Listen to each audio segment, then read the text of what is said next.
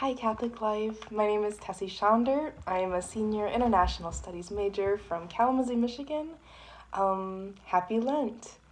What I wanted to reflect on with you guys is a favorite book of mine is called Searching for and Maintaining Peace by Father Jacques Philippe. And this book has just been with me for all of college, really. As someone who's like overthinker, a worrier, this has been really good. It's been like a rock in my spiritual life. And what it's about is about how all of the reasons that we lose our peace are bad reasons, and that there's no need to lose our peace, especially if we have a relationship with God. And Father Jacques Philippe goes through the many reasons why we shouldn't lose our peace and how we can maintain peace and stay connected to God. And he has a section on discernment. Specifically, this is called unrest when we have decisions to make. And especially at this time in my life, in many of my peers' lives, as we look towards graduation, we look towards the end of the semester, and there's a lot of uncertainty, it can cause us to lose our peace.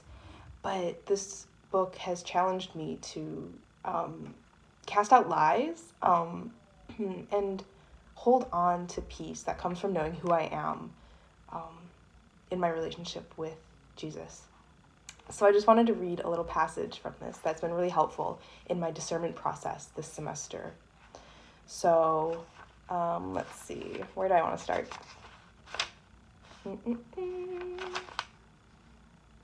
Okay. So I will start and I will read. Father Jacques Philippe is talking about how sometimes we are not certain about what decision to make, and that's okay, and we should still be at peace. Okay. When we make this effort at discernment and search for God's will, often the Lord speaks to us in diverse ways and makes us understand in a clear way how we must act. Then we can make our decision in peace. But it may happen that the Lord does not respond to us, and this is completely normal. Sometimes he simply leaves us free, and sometimes, for reasons of his own, he does not manifest himself. It is good to know this, because it often happens that people, for fear of making a mistake, of not doing the will of God, seek at any price to have an answer. They increase their reflections, their prayers, they open the Bible 10 times looking for a text in order to obtain the desired enlightenment. And all this is troubling and disquieting more than anything else. We do not see things more clearly for all that. We have a text, but we don't know how to interpret it.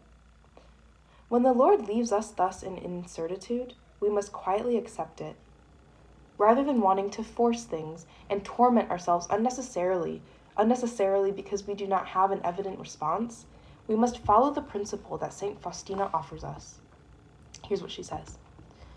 When one does not know what is best, one must reflect, consider, and take counsel, because one does not have the right to act in incertitude of conscience. In incertitude, if the incertitude remains, one must tell oneself, whatever I do, it will be good, provided that I have the intention to do good. That which we consider good, God accepts and considers as good.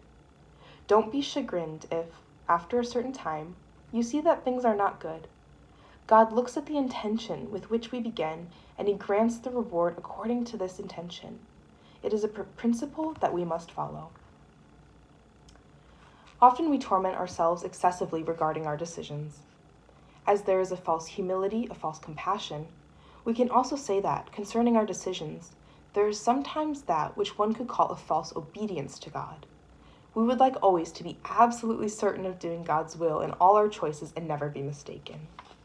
But there is in this attitude something that is not exactly right for a variety of reasons. For one thing, this desire to know what God wants sometimes hides a difficulty in enduring a situation of incertitude. We want to be released from having to decide by ourselves. But frequently, the will of the Lord is that we do decide for ourselves, even if we are not absolutely sure that this decision would be the best. In effect, in this capacity to decide in incertitude, in doing that which seems to us best without spending hours equivocating, there is an attitude of confidence and abandonment. Lord, I have thought about it and prayed to know your will. I do not see it clearly, but I'm not going to trouble myself any further. I am not going to spend hours racking my brain. I am deciding such and such a thing because, all things carefully considered, it seems to me the best thing to do. And I leave everything in your hands. I know well that, even if I am mistaken, you will not be displeased with me, for I have acted with good intentions. And if I have made a mistake, I know that you are able to draw good from this error. It will be for me a source of humility, and I will learn something from it, and I remain at peace. So, my brothers and sisters, I pray that you remain at peace, especially if you are facing indecision, if you are facing uncertainty in this season of life. Know that God makes good on his promises, and he will bless you for your discernment, your intentions, and staying at peace with him. All right. Talk to you guys later. Bye.